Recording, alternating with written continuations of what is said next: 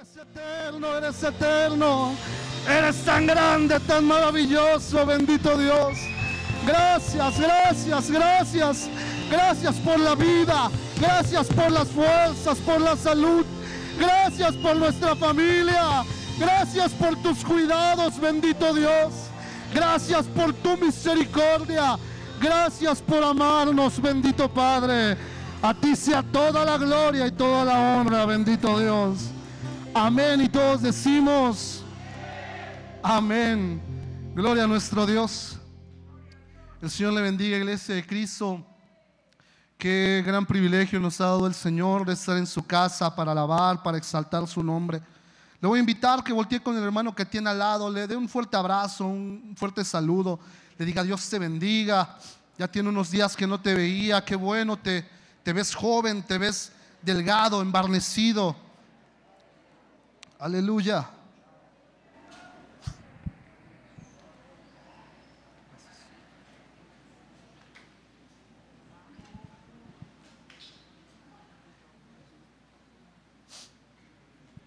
Amén. ¿Ya saludó a su hermano? Perfecto, vamos a dar comienzo a este rema, este mensaje que el Señor nos envía en esta noche. Vamos a comenzar en la carta a los Gálatas, capítulo 2, versículo 20. Más fuerte, hermano. Gálatas 2:20. Gracias, gracias, Señor, por tu palabra. Dice así: con Cristo estoy juntamente crucificado, y ya no vivo yo, mas vive Cristo en mí. Y lo que ahora vivo en la carne, lo vivo en la fe del Hijo de Dios, el cual me amó y se entregó a sí mismo por cada uno de nosotros. Amén. Levante su mano derecha, hermano. ¿Cuántos quieren recibir un consejo del Padre? Ayúdeme a orar. Dígale: Señor, sé tú hablándonos en esta noche. Señor, sé tú dándonos un consejo. Sé tú hablándonos a nuestro corazón, bendito Padre.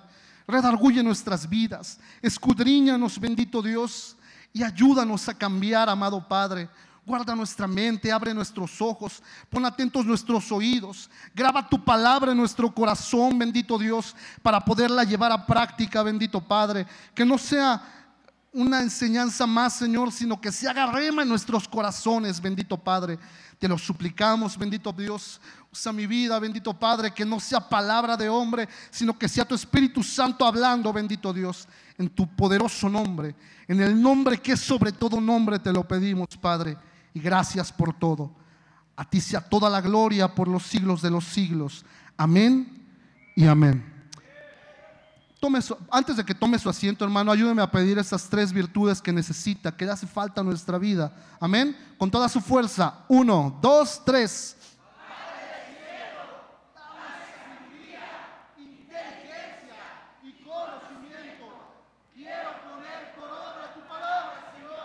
Amén. Dale un fuerte aplauso al Señor.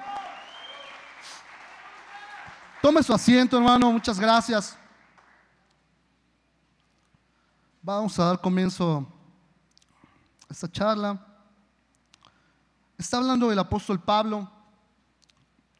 Ya no es el antiguo Saulo que perseguía a la iglesia de Cristo, que los condenaba, incluso hasta llegándolos a acusar, llegando hasta hablar en contra de ellos para que pues prácticamente los sacerdotes de ese tiempo pudieran darles muerte por estar pregonando, por estar hablando el evangelio de nuestro Señor Jesucristo.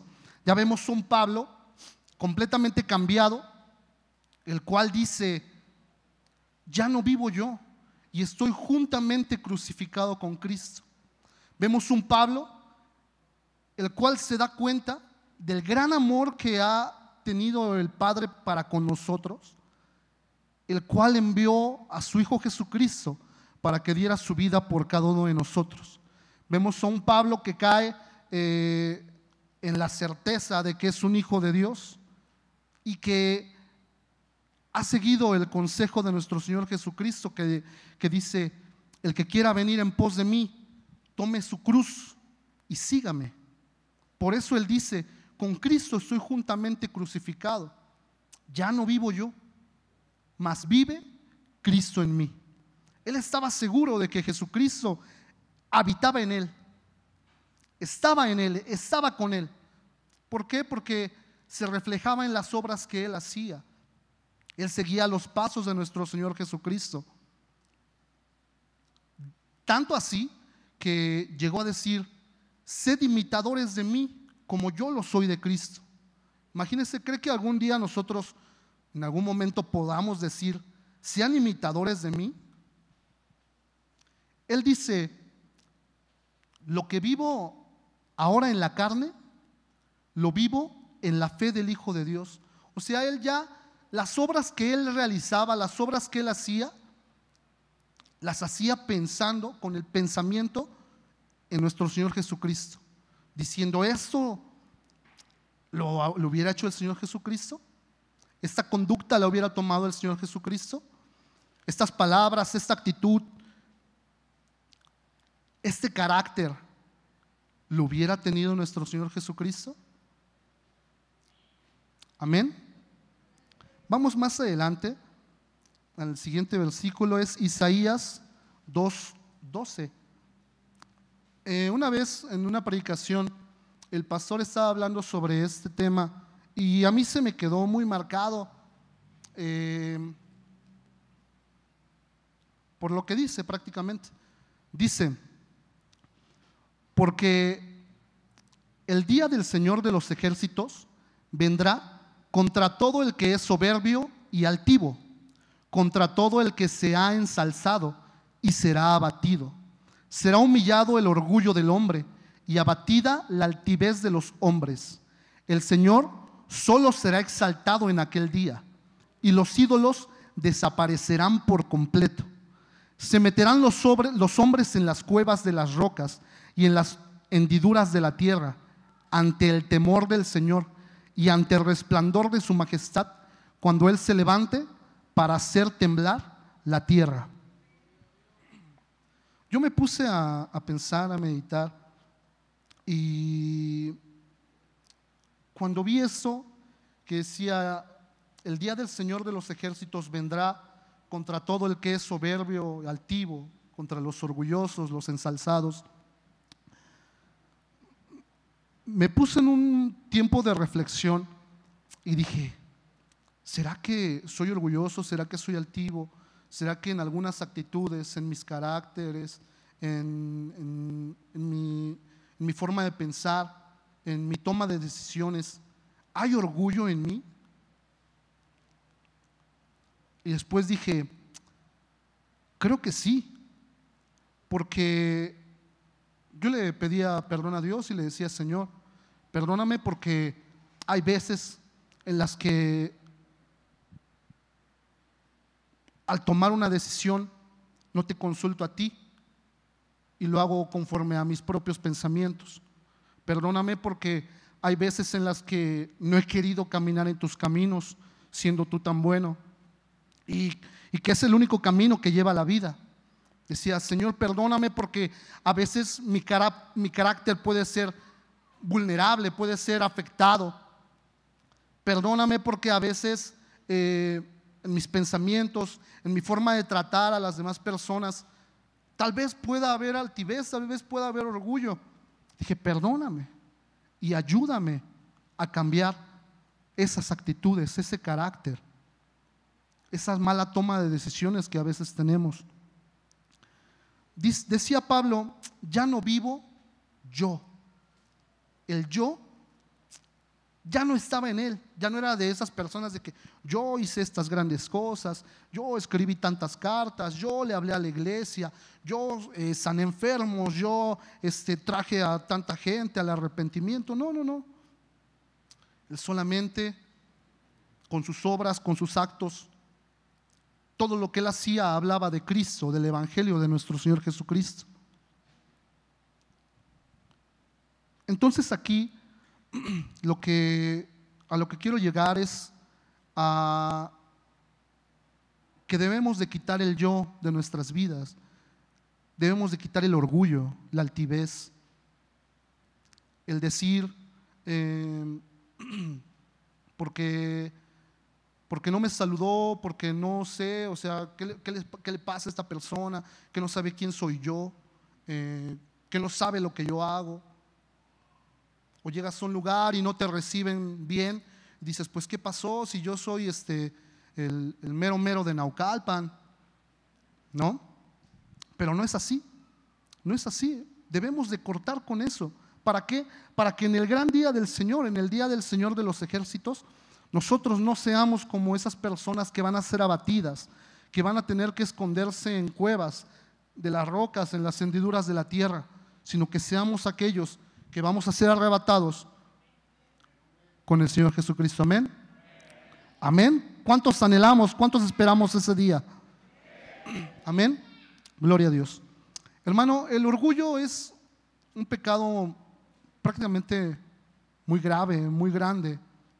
Dice la Escritura que el Señor no soporta a los soberbios, no soporta a los orgullosos. Dice la Escritura que al Señor no le gusta que haya personas con altivez de ojos, con boca mentirosa, sino que al Señor le agrada la humildad, la persona humilde. Y cuando hablamos de humildad, no estamos diciendo que la humildad sea igual que debilidad. Al contrario, una persona que es humilde es una persona que es muy fuerte en su ser interior. Es una persona que prácticamente no le importa lo que digan de él mientras el Señor esté con él. Prefiere agradar a Dios que agradar a los hombres.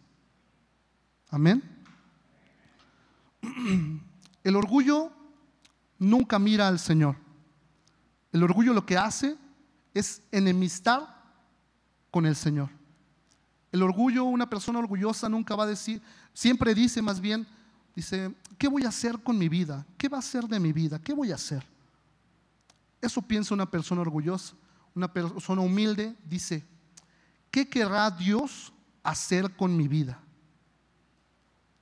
Una persona orgullosa dice, voy a hacer mi voluntad, voy a hacer lo que a mí se me pega la gana, voy a seguir en los mismos pasos. Una persona humilde dice, quiero seguir la voluntad del Padre, quiero hacer la voluntad del Padre, quiero hacer esa tarea a la cual el Señor me ha mandado. Amén. En las Escrituras no existe un orgullo justo, no existe nada de eso. Todo el tipo de orgullo es vano, es malo, es pecado. Y la característica principal del orgullo es enemistarnos con Dios, es que los hombres tengan odio hacia Dios, sean hostiles. No sé si alguna vez a usted le ha pasado que está compartiendo la palabra y va con una persona y le dice, oye, Cristo te ama, acércate a Cristo, y te dice, ¿sabes qué? Yo no quiero saber nada de Dios, a mí no me estés hablando de eso. O te acercas a tocar una casa y tienen una pequeña escritura ahí pegada en su ventana que dice, este hogar es ateo, o en este hogar no se acepta la presencia de Dios, ¿no?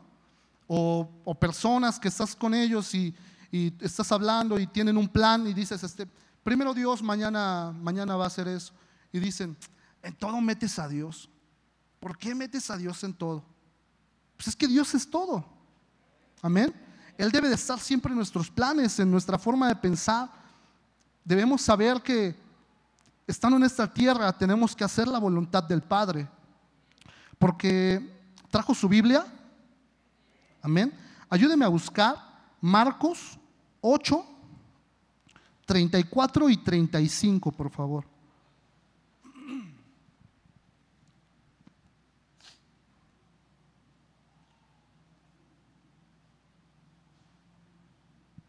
Le voy a dar lectura.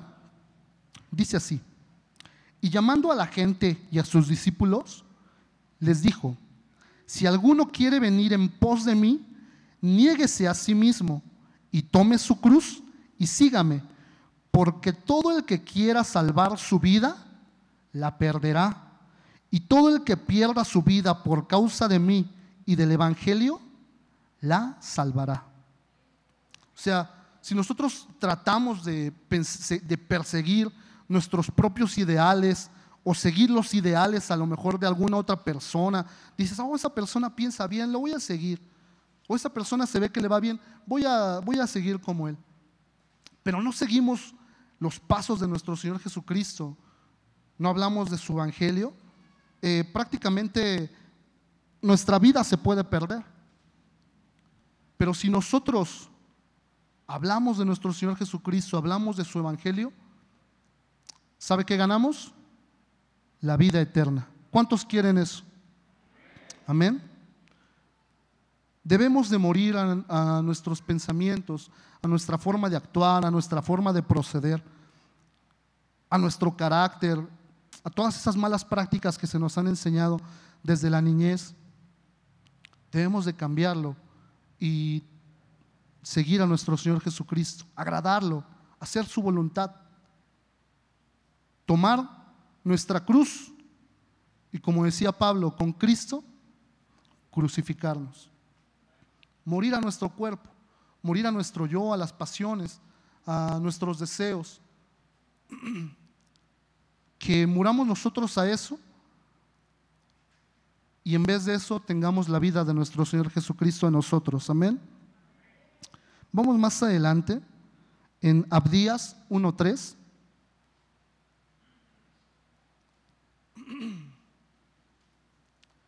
Le están hablando a un pueblo que se llama Edom. Edom estaba ubicado en una parte muy alta, se sentían indestructibles, se sentían muy poderosos, se sentían que nadie los podía tocar. Y el Señor les habla y les dice: la soberbia de tu corazón te ha engañado. Tú que habitas en las hendiduras de la peña, en las alturas de tu morada, que dices en tu corazón: ¿quién me derribará por tierra? Aunque te remontes como el águila y aunque entre las estrellas pongas tu nido, de allí te derribaré, declara el Señor. Amén. Ellos se jactaban de que por estar en las alturas, pues nada malo les iba a acontecer. Y en cierta forma o de cierto modo, pues sí, o sea, no recibían como un ataque muy severo. Sin embargo, el Señor mismo es el que se encargó de ponerles fin, de derribarlos. Amén. Muchas veces, y esto también nos lo acaba de comentar el pastor, pues prácticamente nuestro propio orgullo, como dice ahí, la soberbia de tu corazón te engaña. A veces practicamos lo malo y hacemos lo malo, pero nosotros no nos damos cuenta o no caemos en que estamos actuando mal hasta que alguien te llega a descubrir haciendo lo malo, o hasta que alguien te hace ver tu error.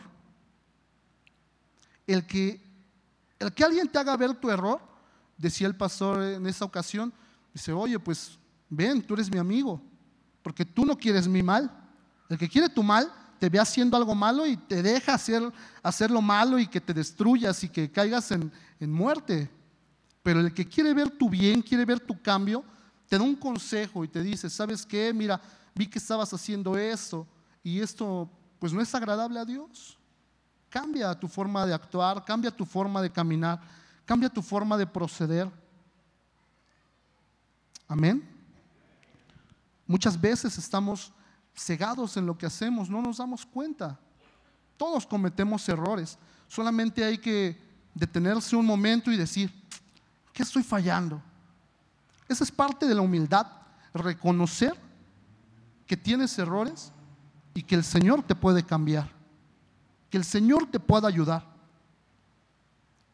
Sea cual sea lo que se esté realizando, el Señor nos puede ayudar, y ese pues es el primer paso para poder comenzar un cambio: reconocer qué es lo que estamos haciendo mal. Porque si no, pues ¿cómo vamos a cambiar si no sabemos qué es lo que estamos realizando mal? Como yo le comentaba hace un rato, yo le pedía perdón al Señor, le decía: Señor, pues sí, la verdad, muchas veces tomo decisiones y no te consulto a ti. Muchas veces camino por caminos que a mí me parecen bien, pero su misma palabra lo dice. Hay caminos que al hombre le parecen derechos, pero su fin es muerte. Amén. El Salmo 138, 6 dice que el Señor al orgulloso lo mira de lejos. O lo mira de lejos o de plano ni siquiera pone su mirada en esa persona. Dice, porque el Señor es excelso y atiende al humilde, mas al altivo conoce de lejos o de plano ni lo conoce.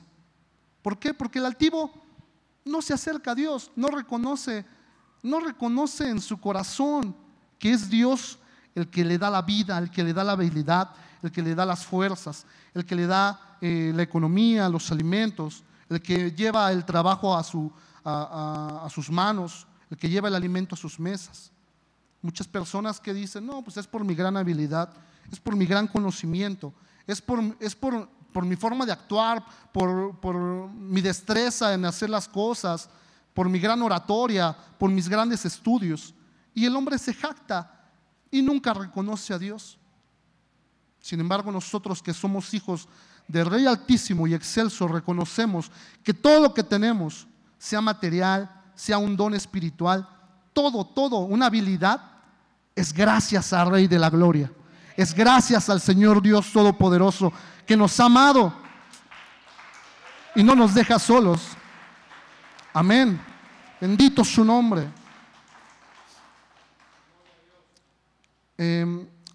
Retomando también, una vez el pastor nos estaba comentando que el orgullo, la altivez, es como un olor desagradable, un olor nada grato.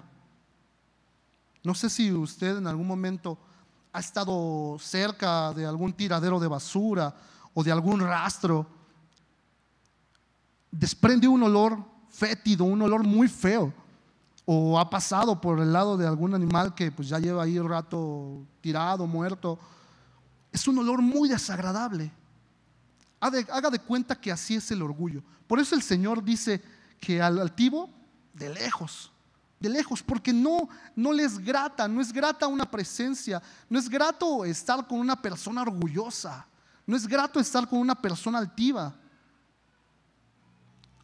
Pero muchas veces entre orgullosos, entre altivos, se soportan y pues no les causa ningún daño.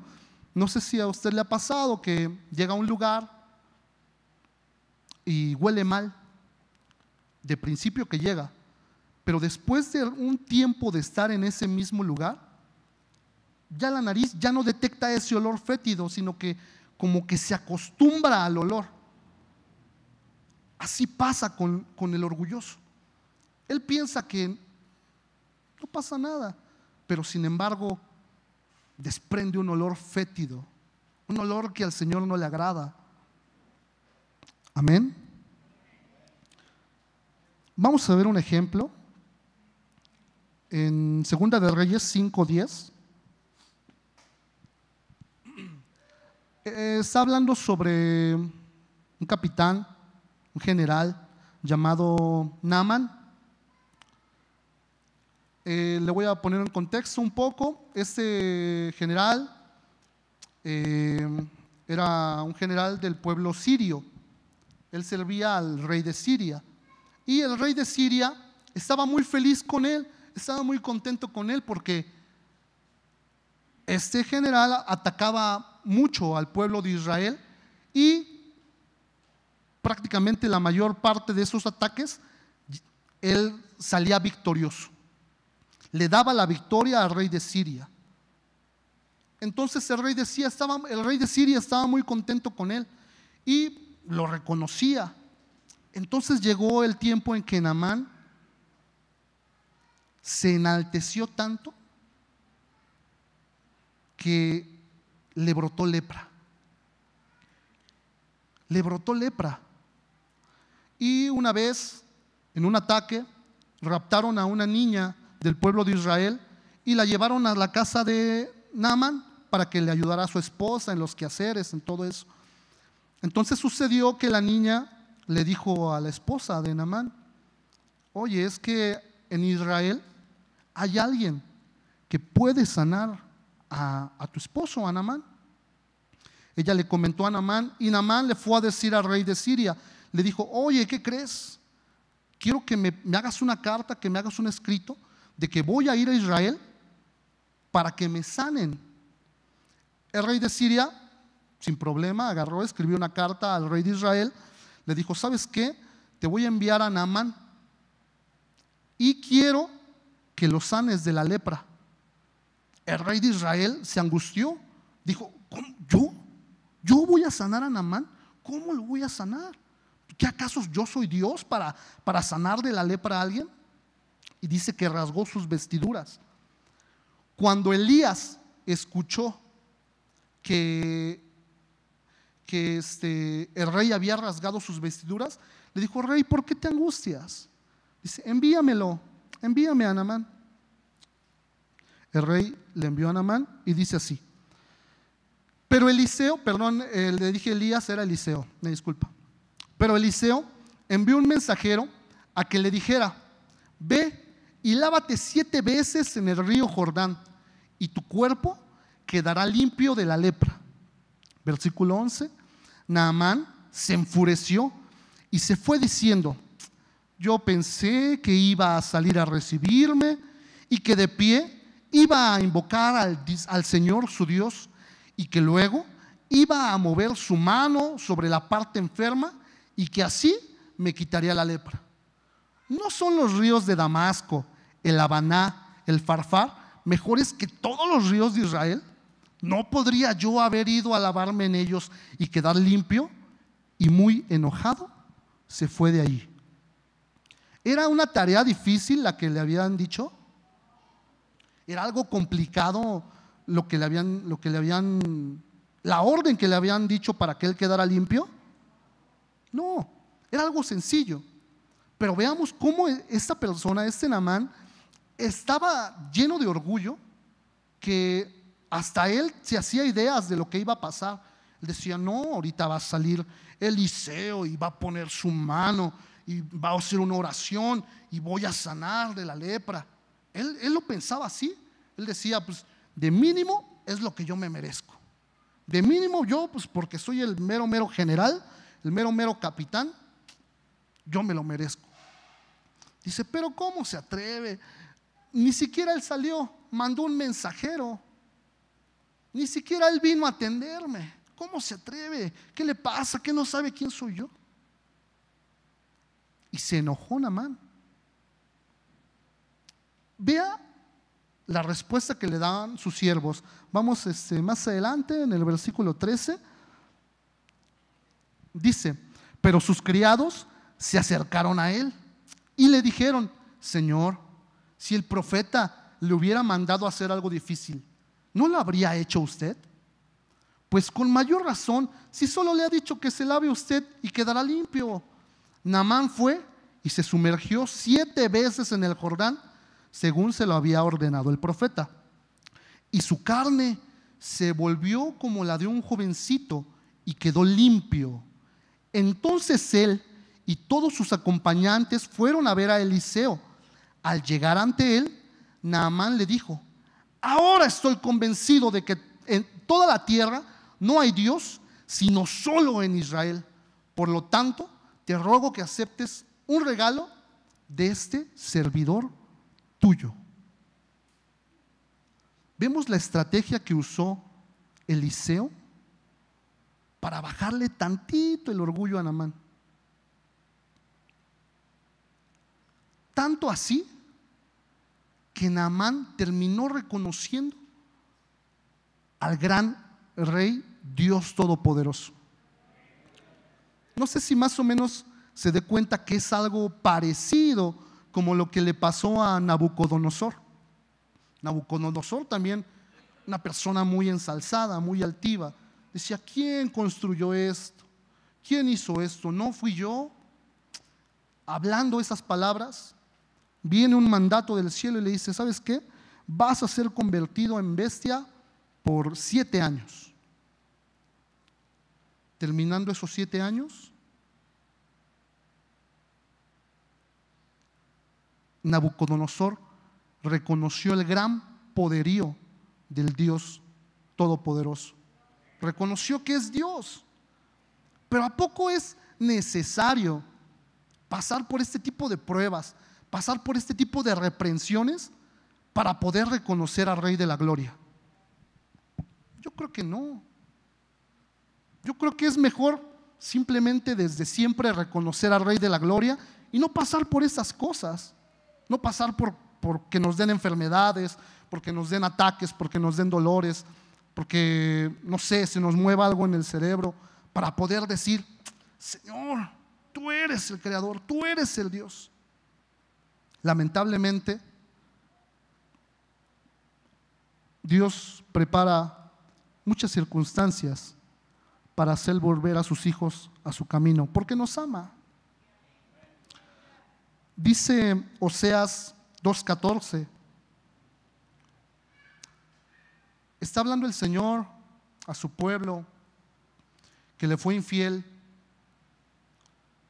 porque el Señor dice que Él les daba oro, les daba plata, les daba alimentos, y ellos iban y se lo ofrecían a Baal.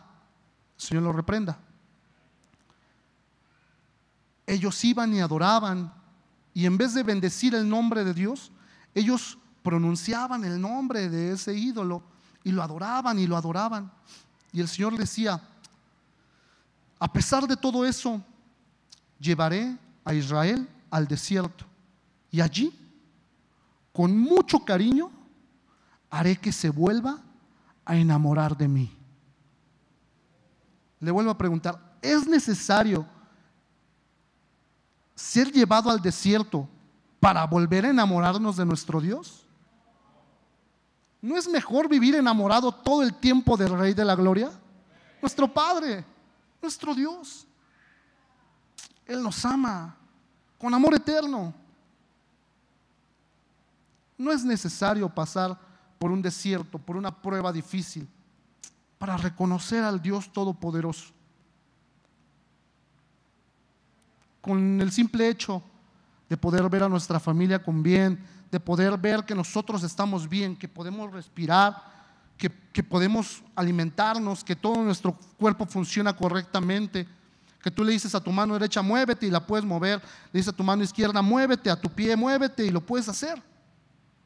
Tu cerebro está funcionando, y todo es gracias al Rey Todopoderoso. Amén. Nadie más, solamente nuestro Dios. Vamos más adelante. Vamos a ver otro ejemplo. Está en Hechos 26, 9 al 11. Aquí vemos a un Saulo cegado por el orgullo. Dice Hechos 26, 9. Vea lo que Pablo pensaba, porque estaba cegado. Dice: yo ciertamente había creído que iba a hacer muchos males en contra del nombre de Jesús de Nazaret, y esto es precisamente lo que hice en Jerusalén. No solo encerré en cárceles a muchos de los santos con la autoridad recibida de los principales sacerdotes, sino que también, cuando eran condenados a muerte, yo daba mi voto contra ellos, y castigándolos con frecuencia en todas las sinagogas, procuraba obligarlos a blasfemar, y enfurecido en gran manera contra ellos, seguía persiguiéndolos aún hasta en las ciudades extranjeras. ¿Ya ve lo que causa el orgullo? O sea, era tanto ese orgullo que él tenía que lo hacía enfurecer cuando no obedecían lo que él decía. Él se sentía respaldado por la autoridad recibida de los principales sacerdotes. Él se sentía intocable. Él decía que aquí se hace lo que yo digo. Aquí no se va a predicar de la palabra de Dios, y el que lo haga conmigo se las ve. ¿Se imagina? Ese no era el Saulo que dijo, el Pablo que dijo: con Cristo estoy juntamente crucificado, ya no vivo yo, Cristo vive en mí. Ese no era. Este era un Saulo totalmente cegado por el orgullo. Vamos más adelante. Vamos a ver cómo nuestro Señor Jesucristo, en el gran amor del Padre, empezó a cambiar su vida. En Hechos 9, 8 y 9. Aquí vemos que la condición de Saulo fue expuesta. O sea, lo que él tenía en su ser interior fue expuesto en su ser exterior. Saulo se levantó del suelo y aunque sus ojos estaban abiertos, no veía nada, y llevándolo por la mano lo trajeron a Damasco, y estuvo 3 días sin ver y no comió ni bebió. Aquí dice que iba Saulo con otras personas y de repente vieron un resplandor que hizo que todos cayeran, y se escuchó una voz en el cielo que le decía: Saulo, Saulo, ¿por qué me persigues? Le dijo: Señor, ¿pero quién eres? Dice: yo soy Jesús al que tú persigues, Saulo. ¿Por qué me persigues? ¿Por qué haces eso? Y la condición en la que él estaba en su espíritu, o sea, estaba completamente cegado por el orgullo, se traspasó a su condición natural. Quedó completamente sin vista. Sin vista. Yo creo que quedó tan atónito, tan asombrado, que dice que estuvo 3 días sin ver, sin comer y sin beber.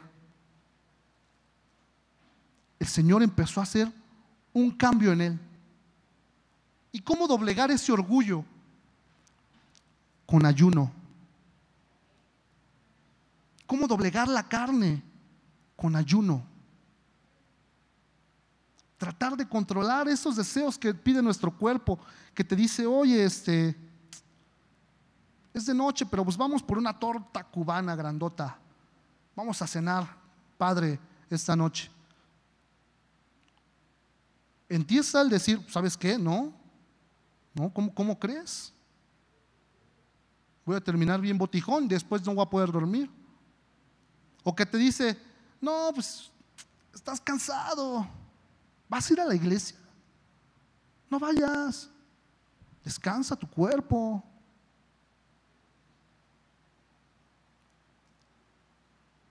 Amén. Hay que doblegar nuestro cuerpo con ayunos. Amén. Vamos más adelante. Hechos 9, 17, 18 y 20. Aquí vemos a Saulo, pero ya con una nueva visión. Dice: Ananías fue y entró en la casa, y después de poner las manos sobre él, dijo: hermano Saulo, el Señor Jesús, que se te apareció en el camino por donde venías, me ha enviado para que recobres la vista y seas lleno del Espíritu Santo. Al instante cayeron de sus ojos como unas escamas, y recobró la vista y se levantó y fue bautizado. Y enseguida se puso a predicar a Jesús en las sinagogas, diciendo: Él es el Hijo de Dios. Ya era una nueva visión que tenía Saulo. Ya no era el mismo Pablo que perseguía a esas personas que predicaban del evangelio de nuestro Señor Jesucristo. Ya era un nuevo Saulo, cambiado, con una visión diferente. Dice que hasta en ese mismo momento, una vez recobrando la vista, dijo: Ananías, a ver, mira, aquí hay agua, aquí está una pileta, bautízame aquí. Se bautizó.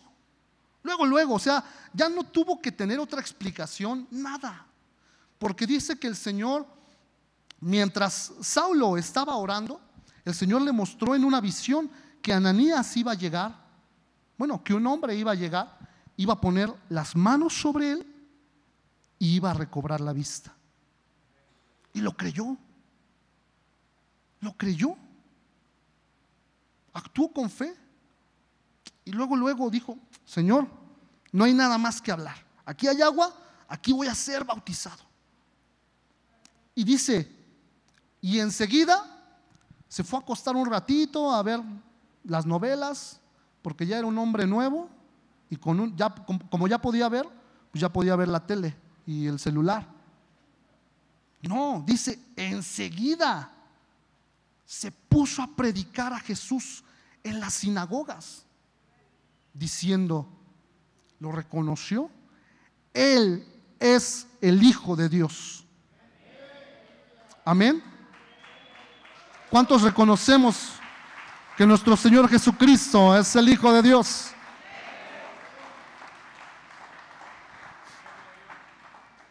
Bendito su nombre. Ve el gran cambio que tuvo Saulo, que tuvo Pablo, después de estar persiguiendo a la iglesia con ese orgullo, con esa prepotencia. Vemos a un Saulo completamente cambiado, humillado. ¿Pero por qué? Uno, porque el Señor Jesucristo, así como usted, así como a mí, lo quería llamar para una tarea importante, que es pregonar, publicar el Evangelio de nuestro Señor Jesucristo. Él fue uno de los primeros en hablar de nuestro Señor Jesucristo a los gentiles. Nosotros no éramos parte de ese pueblo. Nosotros no éramos parte, no teníamos ni siquiera un chance de poder ser hijos de Dios. Pero por el sacrificio que hizo nuestro Señor Jesucristo, por ese gran amor que el Padre tiene para con nosotros, hoy estamos aquí. Gracias a Dios. Y vemos en 2 de Timoteo 4:7 la victoria de Pablo. Dice: he peleado la buena batalla, he terminado la carrera, he guardado la fe. En el futuro me está reservada la corona de justicia que el Señor, el juez justo, me entregará en aquel día. Y no solo a mí, sino también a todos los que aman su venida. Amén. Gloria a Dios. ¿Cuántos amamos su venida? ¿Cuántos esperamos ese gran día? Dígale: Señor, ven Señor Jesús, dígalo. Ven Señor Jesús. Dice el Espíritu y la esposa dicen: ven Señor Jesús. Pablo se dejó humillar, y el que se humilla, el Señor lo exalta. Pero el soberbio, el orgulloso, cercana está su caída, no perduran. Pablo terminó la carrera, y no crea que fue así facilito, que fue así de volada. Ya nada más empezó a predicar y luego dijo esta declaración. No, él estuvo en la cárcel, lo metieron a la cárcel por predicar del Evangelio. Pero aún estando en la cárcel, no dijo: ¿de qué sirve? ¿De qué sirve hablar de nuestro Señor Jesucristo? ¿De qué sirve hablar del Evangelio si mira dónde estoy? ¿De qué me sirvió? ¿Qué gané? Él no dijo eso, porque él ya no vivía. Él dio muerte a su carne. Él dijo: ya, no me importa estar aquí en la cárcel. Es más, aquí estando en la cárcel, le voy a echar unas cartas a la iglesia de Gálatas, a la iglesia de Tesalónica. Y estaba escribiendo cartas, y aún así en la cárcel enseñaba y predicaba de nuestro Señor Jesucristo. Y va a llegar el momento, en otros países pasa, que cuando se habla del Evangelio de nuestro Señor Jesucristo, les dan muerte, los encarcelan.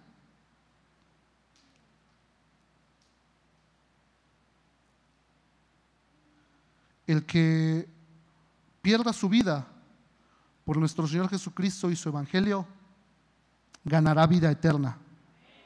Ya sea perder la vida de forma física o igual perder la vida, morir a nuestros deseos, a nuestra carne. Amén. Como le digo, en otros países sucede que hay lugares en donde no pueden alabar, no pueden exaltar el nombre de nuestro Dios, no pueden predicar, no te pueden ver ni con una Biblia, porque es muerte segura.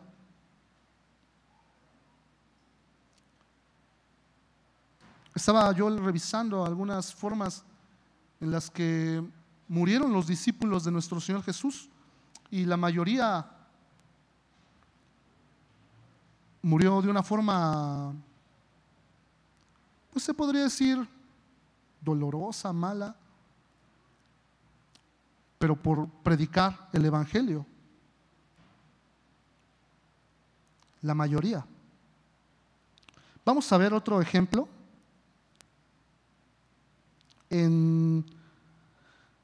Este ejemplo es de David. David fue una persona humilde, y no me refiero a humilde de humildad económica, sino humilde en su ser, en su espíritu. David fue un hombre conforme al corazón de Dios. ¿Pero por qué? ¿Por qué David fue un hombre conforme al corazón de Dios? Yo me hacía esta pregunta, le decía: Señor, ¿por qué? ¿Por qué David? ¿Por qué David te agradaba? ¿Era la forma en la que tocaba el arpa? ¿Era porque te gustaba cómo te cantaba, cómo te componía himnos, canciones?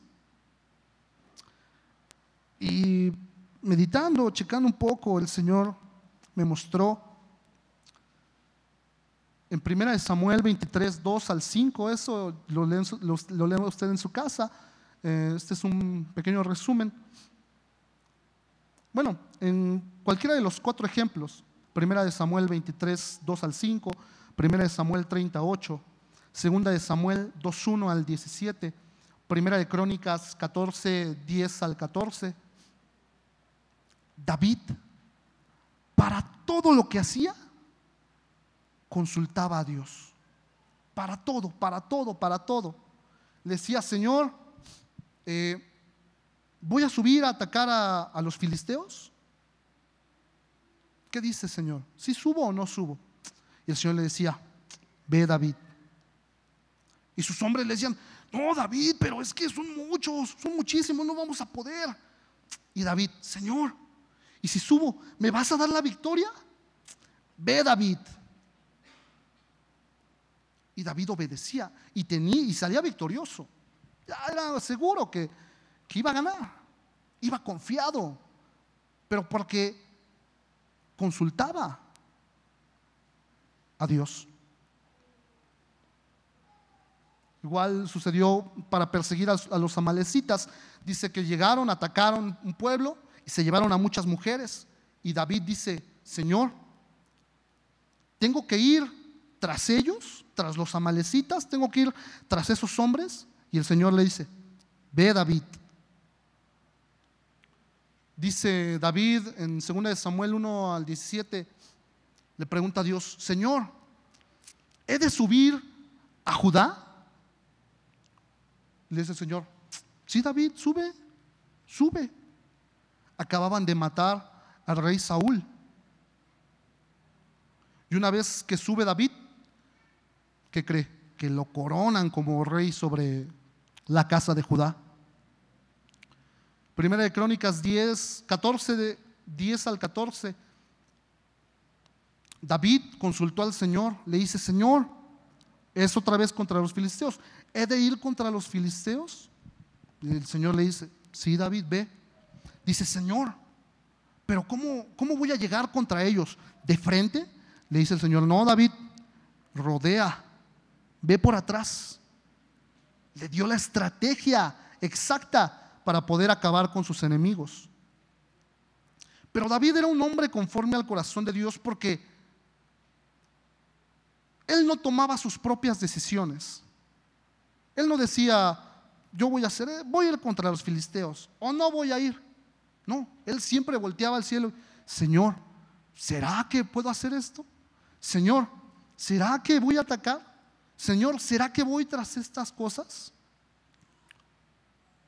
Y muchas veces, en lo personal, no sé usted, mi hermano, hay veces en las que se me han presentado oportunidades y uno dice: pues se ve fácil esto, sí, lo vamos a hacer.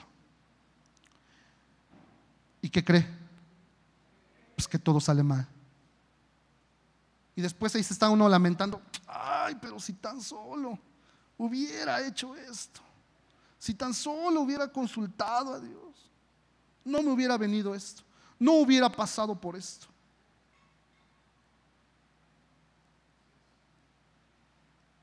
Pero muchas veces no tenemos esa voluntad, ese deseo de preguntarle a Dios: Señor, ¿está bien que yo haga esto? ¿Está bien que yo emprenda esto? ¿O tú qué dices, Señor? ¿Pongo un negocio de esto o de esto? ¿Qué dices, Señor? Se te presentan ofertas, se te presentan solicitudes. Dicen, ¿qué dice? ¿Le entramos a la inversión? Y luego muchas veces, por no consultar a Dios, uno le entra y ya cuando ves, te bailaron ceros, se perdió tu dinero. Pero no consultamos a Dios, no le preguntamos: Señor, ¿si está bien que yo haga esto? Seamos conforme al corazón de Dios. Platiquemos con el Padre, es una charla. Señor, muéstrame, dame una señal. Señor, mira, me están proponiendo esto, ¿tú qué dices? ¿Cómo voy a saber si sí tengo que decir que sí o si no tengo que decir que no? Háblame. Y en una de esas, no sé, en un sueño, el Señor responde a través de alguna persona, o justo ya cuando ibas a la cita, te sale alguien al encuentro y te dice: ¿qué pasó, mi hermano? Mucho tiempo sin verte. Y se canceló todo. Pero es cuando consultamos al Rey de la Gloria, al Dios Todopoderoso. No hay más que poner nuestra voluntad, doblegarnos nosotros y que sea Dios el que conduzca nuestra vida. Él va a saber tomar mejores decisiones que nosotros, se lo aseguro. Es un Dios perfecto, no se equivoca, no hay error en Él. Amén. Vamos más adelante porque ya se está terminando el tiempo. En el Salmo 51, 1 y 2, era lo que le hablaba al principio, y David también lo hizo. La humildad de David delante de Dios. En el Salmo 51, 1 y 2, yo les voy a dar lectura.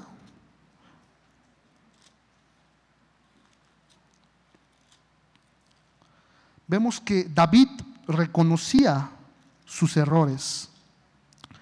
Dice: ten piedad de mí, oh Dios, conforme a tu misericordia, conforme a la multitud de tus piedades, borra mis rebeliones, lávame más y más de mi maldad y límpiame de mi pecado. Él reconocía que había fallado, reconocía que tenía errores. No decía: no, yo soy el rey, yo no me equivoco, yo puedo hacer lo que yo quiero. No, él reconocía. Y así como todos nosotros tenemos errores, hay fallas. Si no, pues ya ahorita estaríamos cantando allá en el cielo con los ángeles. Pero no es así. Hay cambios que tenemos que hacer en nuestra vida todavía. Amén.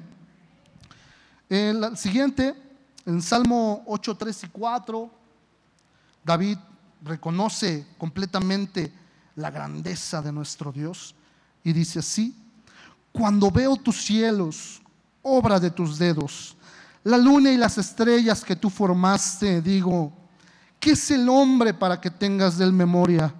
Y el Hijo del Hombre para que lo visites. Él reconocía que delante de Dios no somos nada. Nosotros somos muchos, pero ¿sabe por qué? Porque tenemos a Dios.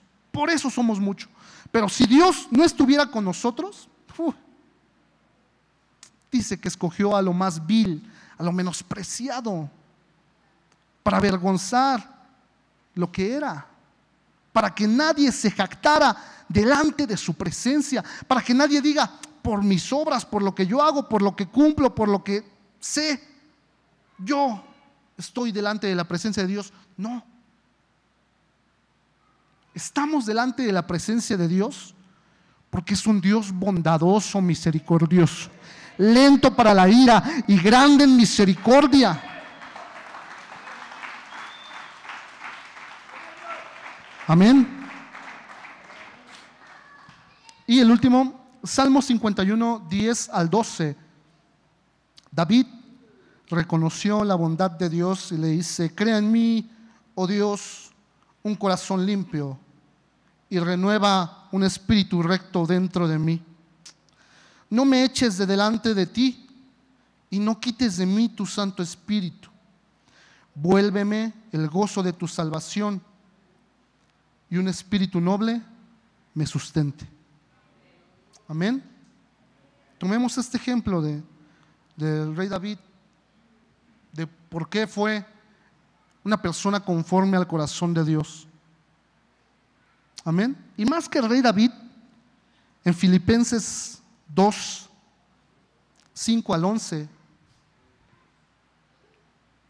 tomemos este gran ejemplo que nos deja nuestro Señor Jesucristo. Haya pues en vosotros esta actitud que hubo también en Cristo Jesús, el cual, aunque existía en forma de Dios, no consideró el ser igual a Dios como algo a que aferrarse, sino que se despojó de sí mismo, tomando forma de siervo, haciéndose semejante a los hombres, y hallándose en forma de hombre, se humilló a sí mismo, haciéndose obediente hasta la muerte y muerte de cruz. Por lo cual Dios también le exaltó hasta lo sumo y le confirió el nombre que es sobre todo nombre, para que al nombre de Jesús se doble toda rodilla de los que están en el cielo y en la tierra y debajo de la tierra, y toda lengua confiese que Jesucristo es Señor, para la gloria de Dios Padre. Amén. Nuestro Señor Jesucristo estuvo en un momento en el cual, un momento de angustia, en el cual le dijo al Señor: Señor, si es tu voluntad, pasa de mí esta copa, pero que no se haga mi voluntad. Prácticamente le estaba diciendo: Señor, pues si tú no quieres que yo dé mi vida, pues líbrame, Señor. Pero pues, si es tu voluntad que yo entregue mi vida para salvar a tus hijos, yo lo voy a hacer. ¿Y qué cree que le dijo el Señor? ¿Que sí o que no? Le dijo David, le dijo: hijo mío, para eso te envié, para eso fuiste a la tierra, termina la tarea. Y es por eso que hoy estamos aquí, gracias al sacrificio de nuestro Señor Jesucristo, Cordero perfecto, Cordero sin mancha. Amén. Yo le voy a invitar a que se ponga sobre sus pies.